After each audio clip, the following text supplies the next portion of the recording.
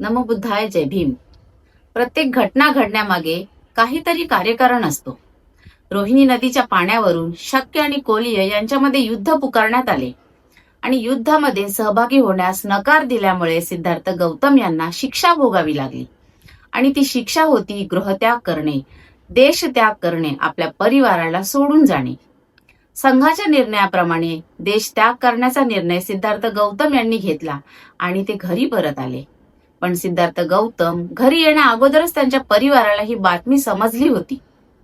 शुद्धोधन राजा आणि प्रजापती दोघेही आक्रोश करून रडत होते. दोघांच्याही पायाखालची जमीन सरकली होती. सिद्धार्थ गौतम यांना समोर पाहताच माता पिता दोघेही म्हणाले, हा निर्णय घेताना तू आमचा, तुझ्या मुलाचा, तुझ्या पत्नीचा विचार नाही केलास का?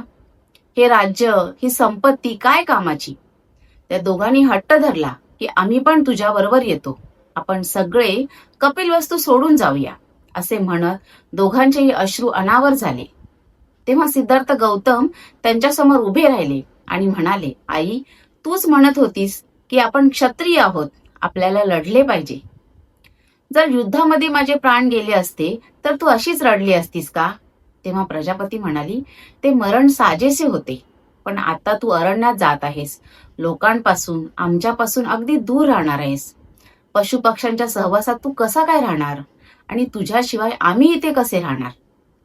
सिद्धार्थ गौतम म्हणाले, मी संघाला वचन दिले आहे आणि ते मला पूर्ण करावे लागेल. आई वडिलांची समजूत घालून ते आपली पत्नी यशोधरा यांच्या महालात गेले आणि यशोधराला म्हणाले, तूच सांग यशोधरा, माझा निर्णय चुकीचा आहे का?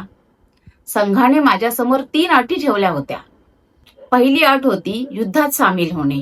दुसरी अट होती माझ्या परिवाराची संपत्ती, जमीन संघ आपल्या ताब्यात घेणार. आणि तिसरी अट होती मला देश त्याग करावा लागेल, आपला राज्य त्याग करावा लागेल, आपल्या परिवाराला सोडून जावे लागेल. मग पहिली अट मान्य करणे तर शक्य नव्हते.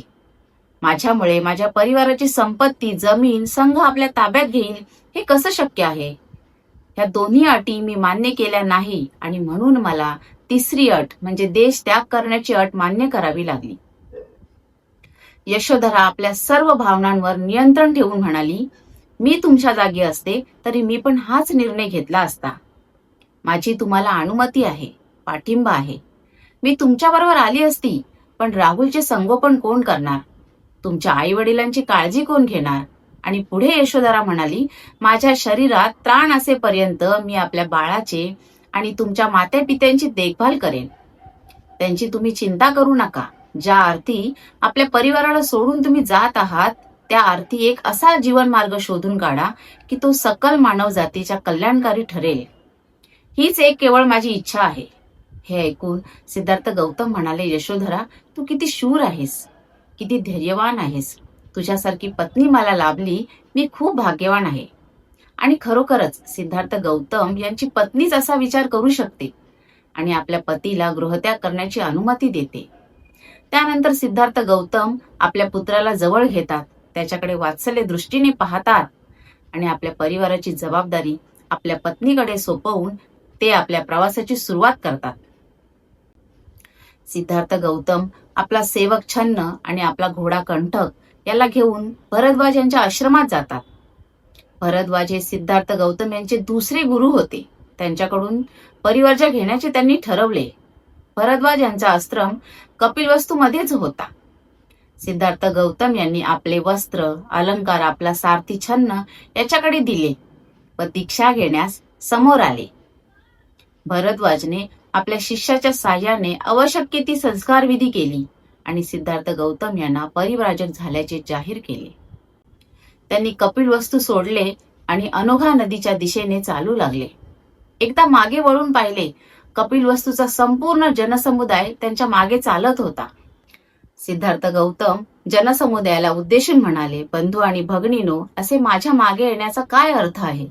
मी शाक्य आणि कोलिय यांचे भांडण मिटवण्यात अपयशी ठरलो, कारण माझे विचार तुम्हाला पटले असून सुद्धा तुम्ही संघासमोर बोलण्याचे धाडस केले नाही. आणि असे माझ्या मागे येऊन काय उपयोग नाही.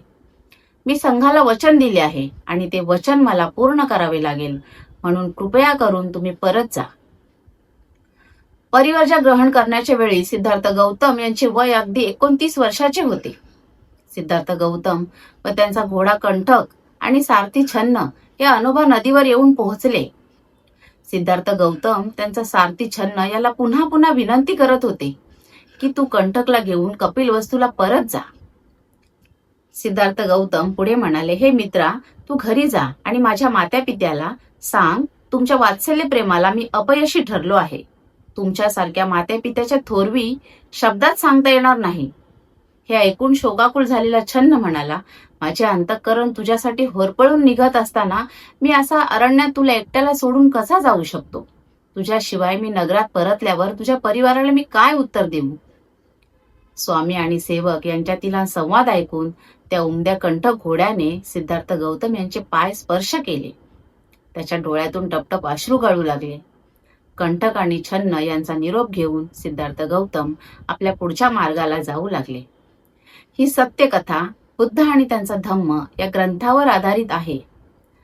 यापुढे काय घडले हे पाहण्यासाठी पुढचा व्हिडिओ नक्की पहा. धन्यवाद.